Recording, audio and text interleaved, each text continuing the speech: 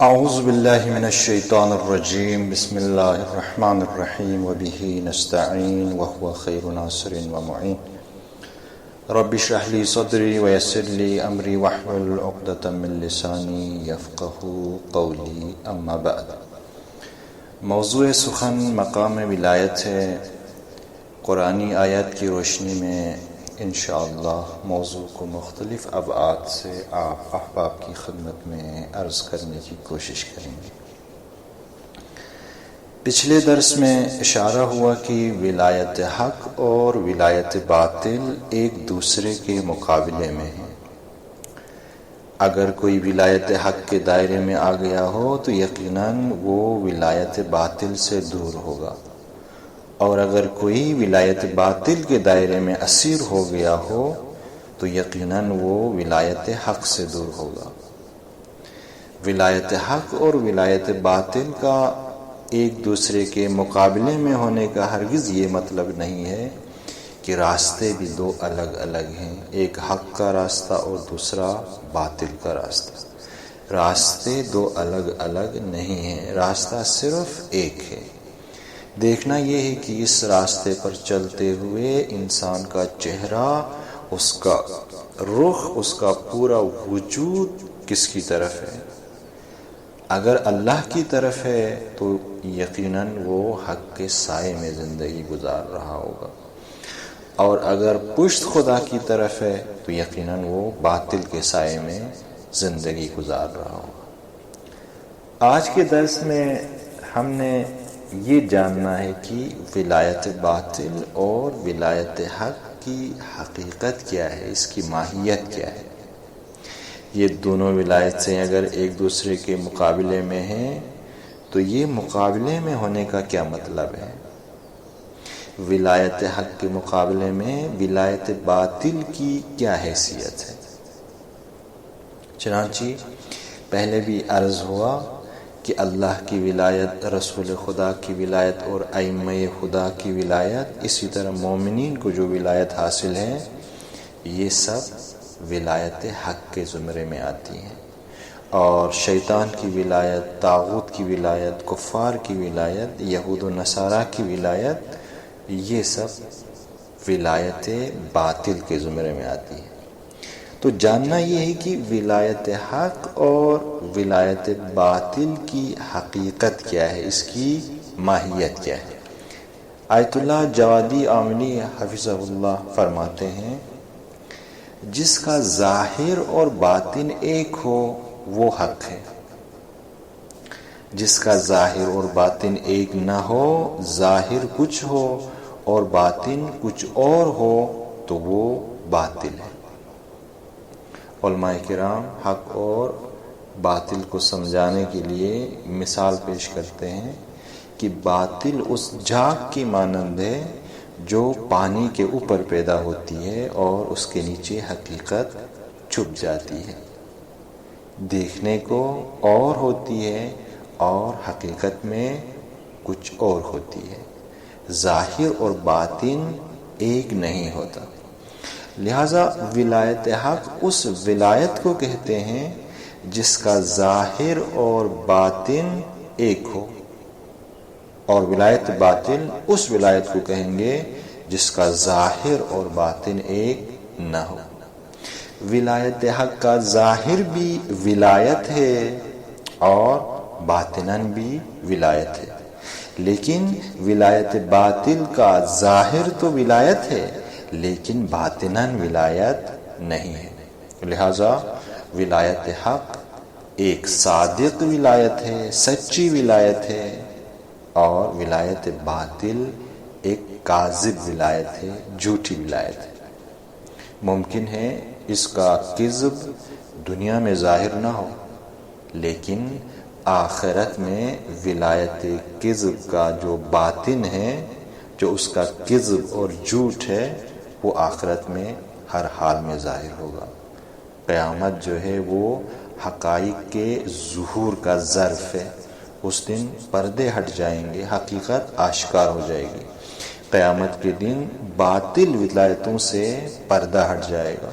ممکن ہے دنیا میں غفلت کی وجہ سے، جہالت کی وجہ سے، ہوا و ہوس میں اسیر ہونے کی وجہ سے، ڈر اور خوف، دنیا پرستی کی وجہ سے، لالچ اور طمع، خود غرضی کی وجہ سے اور اپنے ذاتی مفادات کی وجہ سے ممکن ہے انسان حقیقت کو درک نہ کرے. لیکن قیامت کے دن سارے پردے ہٹ جائیں گے. یوم تبلی السرائر، قیامت کے دن سارے راز فاش ہو جائیں گے. وَمَن يَعْمَلْ مِثْقَالَ ذَرَّةٍ خَيْرًا يَرَهُ وَمَن يَعْمَلْ مِثْقَالَ ذَرَّةٍ شَرًّا يَرَهُ. جس نے ذرہ برابر نیکی کی ہو قیامت کے دن اسے مجسم حالت میں دیکھ لے گا، اور اگر کسی نے ذرہ برابر برائی انجام دی ہو تو اسے بھی قیامت میں مجسم حالت میں دیکھ لے گا. تو ولایت بھی قیامت کے دن اپنی پوری حقیقت کے ساتھ ظاہر ہوگی. باطل ولایت کا حامل لوگ قیامت کے دن ایک دوسرے کے دشمن ہوں گے، ایک دوسرے کا گریبان پکڑیں گے اور کہیں گے کہ تمہاری وجہ سے آج ہماری یہ حالت ہوئی ہے. تو باطل ولایت ظاہراً دوستی، مدد اور نصرت کی شکل میں ہوتی ہے، لیکن اس کا باطن دشمنی اور عداوت پر مبنی ہوتا ہے، اور یہ دشمنی قیامت کے دن اپنی پوری حقیقت کے ساتھ ظاہر ہوتا ہے. ظاہراً منجی اور نجات دہندہ کی شکل میں خود کو پیش کرتی ہے، لیکن اندر سے دیمک کی طرح انسان سے اس کی ہویت کو چھین لیتی ہے. اسی لیے تاکید کے ساتھ اللہ تبارک و تعالیٰ نے مومنین کو خبردار کیا ہے کہ وہ یہود و نصارہ کو اپنا دوست نہ بنائیں. یا ایھا الذین آمنوا لا تتخذوا اليہود والنصارى اولیاء بعضهم اولیاء بعض ومن یتولهم منکم فانہ منہم ان اللہ لا یہدی القوم الظالمین. اے ایمان والو، یہود و نصارہ کو اپنا دوست مت بناؤ، اپنا سرپرست مت بناؤ، اپنا ولی اور حاکم مت بناؤ. بعضهم اولیاء بعض، وہ بعض کے ولی ہیں. وَمَن يَتَوَلَّهُم مِّنكُمْ، اگر تم میں سے کسی نے یہود و نصارہ کو اپنا دوست بنا لیا، اپنا ولی بنا لیا، تو فَإِنَّهُ مِنْهُمْ، تو وہ بھی یہود و نصارہ میں سے ہو جائے گا. إِنَّ اللَّهَ لَا يَهْدِي الْقَوْمَ الظَّالِمِينَ، اللہ ظالم قوم کی ہدایت نہیں کرتا. جن کو آج امت اسلامی اپنا ناصر و مددگار سمجھتی ہے، قیامت کے دن یہ لوگ خود مدد کے محتاج ہوں گے. اس دن ان کی مدد کرنے والا کوئی نہیں ہوگا. وَجَعَلْنَاهُمْ أَئِمَّةً يَدْعُونَ إِلَى النَّارِ وَيَوْمَ الْقِيَامَةِ لَا يُنصَرُونَ. سورہ قصص کی آیت نمبر 41 ہے.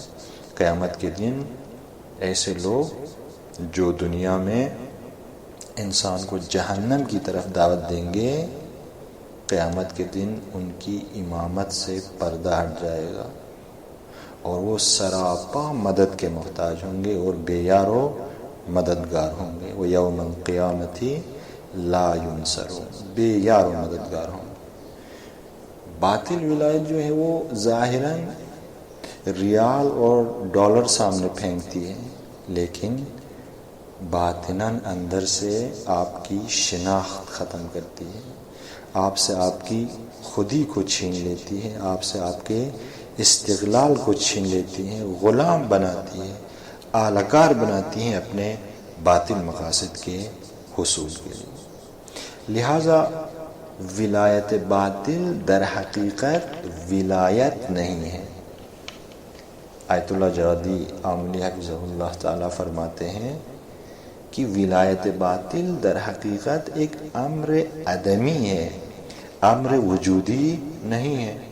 امر وجودی صرف اور صرف ولایت حق ہے. عدم کی دو قسمیں ہیں، ایک فلسفی بحث ہے. ایک قسم ہے عدم مطلق، یعنی کسی قسم کا وجودی اثر اس میں نہ پایا جاتا. دوسرے لفظوں میں عدم مطلق اس عدم کو کہتے ہیں جو منشأ آثار واقع نہ ہو. عدم مطلق پر کسی قسم کا کوئی اثر مترتب نہیں ہوتا، یہ قسم ہے. دوسری قسم کو عدم مضاف کہتے ہیں. مثلا کتابت ایک امر وجودی ہے، عدم کتابت کو عدم مضاف کہیں گے. پیاس ایک امر وجودی ہے، پیاس کے نہ ہونے کو عدم مضاف کہیں گے. عدم مطلق کے لیے کسی قسم کا کوئی اثر نہیں ہوتا، لیکن عدم مضاف آثار کا حامل ہوتا ہے. پیاس لگنے کے اپنے آثار ہیں، پیاس نہ لگنے کے بھی اپنے آثار. تو ولایت ایک امر عدمی ہے. اس سے کون سا عدم مراد ہے؟ عدم مطلق ہونے کا یہ مطلب ہوگا کہ ولایت باطل کے لیے کسی قسم کا کوئی اثر نہیں ہوگا، جبکہ ہم پچھلے 2 درسوں میں ولایت باطل کے آثار بیان کر چکے ہیں. ولایت باطل کے آثار ہیں. جب ولایت باطل کے آثار ہیں اور ادھر سے ولایت باطل امر عدمی ہے تو پھر یہ عدم مطلق نہیں ہو سکتا، پھر یقیناً عدم مضاف ہوگا. لہذا ولایت باطل کا امر عدمی ہونے سے مراد یہ ہے کہ یہ ایک عدم مضاف ہے، یعنی ولایت حق کے نہ ہونے کو ہم ولایت باطل کہیں گے. دوسرے لفظوں میں اگر کسی ولایت پر ولایت حق کا اطلاق نہ ہو تو اسے ولایت باطل کہیں گے. شیطان کی ولایت، طاغوت کی ولایت پر ولایت حق کا اطلاق نہیں ہوتا ہے، لہذا یہ ولایت باطل ولایت کہلائے گی. اور باطل ولایت کا اثر دنیا اور آخرت دونوں میں بدترین عذاب کی شکل میں ظاہر ہوگا. باطل کی ولایت دنیا میں انسان کو ذلیل و خوار بنائے گی، ضلالت اور گمراہی کی طرف دھکیلے گی، انسان کو بے ہویت بنائے گی، جانوروں سے بھی بدتر بنائے گی. اولئک کالانعام. اور قیامت کے دن بھی ایسے لوگوں کے لیے عذاب علیم ہے. جب ولایت باطل ایک امر عدمی ہے تو اس کا لازمہ یہ ہے کہ ولایت باطل حقیقت میں ولایت ہی نہیں ہے، بلکہ اللہ کی طرف سے ایک عذاب ہے. شیطان خدا کی طرح ولایت نہیں رکھتا.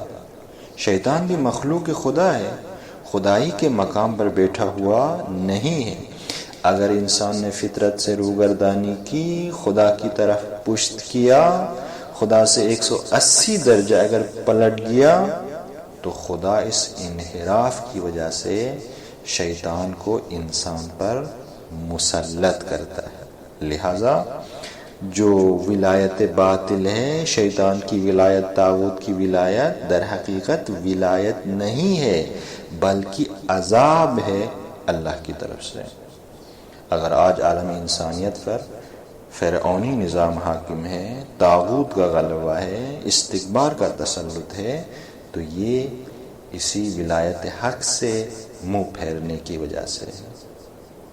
یہ غدیر سے منہ پھیرنے کا عذاب ہے، حق سے دور ہونے کے اثرات ہیں، نظام امامت اور ولایت سے دور ہونے کے اثرات ہیں، علی سے دور ہونے کے اثرات ہیں. علی مع الحق والحق مع علی یدور حیث مدا. علی حق کے ساتھ ہے اور حق علی کے ساتھ ہے. حق اسی طرف حرکت کرتا ہے جس طرف علی حرکت کرتا ہے. تو اللہ تبارک و تعالیٰ نے انسان کی رہنمائی کے لیے ہر طرح کے وسائل فراہم کیے ہیں. انسانوں کے وجود کے اندر عقل کو رکھا ہے. عقل رسول باطنی ہے، وحی کے ذریعے انسان کی ہدایت کی ہے، انبیاء بھیجے ہیں، نظام دیا ہے. پھر بھی انسان روگردانی کرے، فطرت سے روگردانی کرے، خدا کی طرف پشت کرے، تو پھر ایسے انسانوں پر اللہ شیطان کو مسلط کرتا ہے.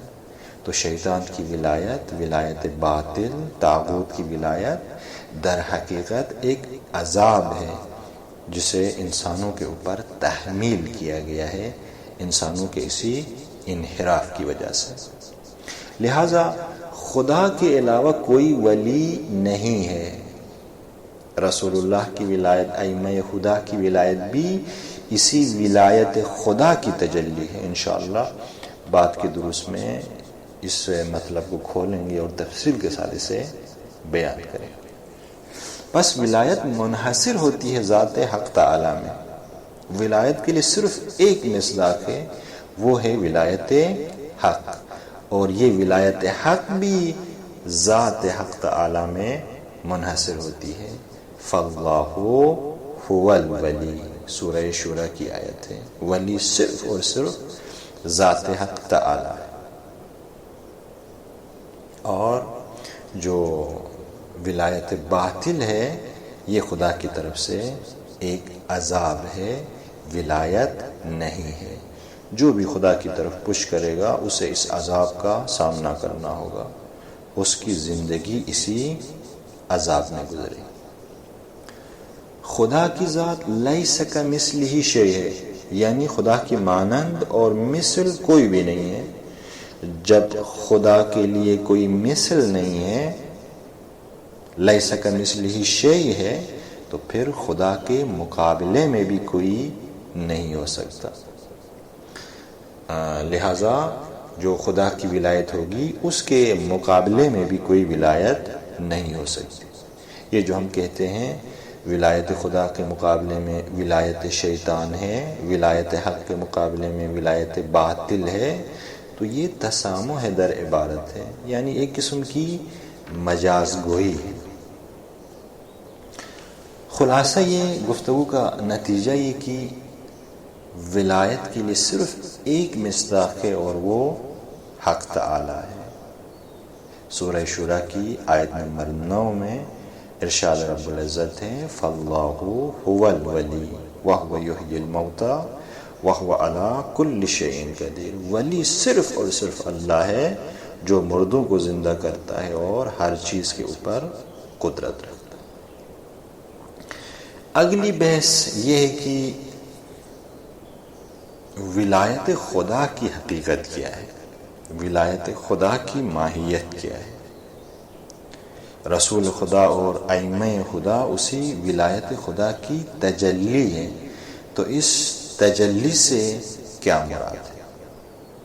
جب ہم کہتے ہیں اشہد ان علیٰ ولی اللہ، تو یہاں پر ولی اللہ سے کیا مراد ہے؟ انشاءاللہ آنے والے دروس میں اگر خدا نے زندگی رکھی اور توفیق دی تو ان موضوعات کو کھولیں گے اور تفصیل کے ساتھ اس پر گفتگو کریں گے۔ والسلام علیکم ورحمۃ اللہ وبرکاتہ، اللہ وبرکاتہ، اللہ وبرکاتہ، اللہ وبرکاتہ، اللہ وبرکاتہ۔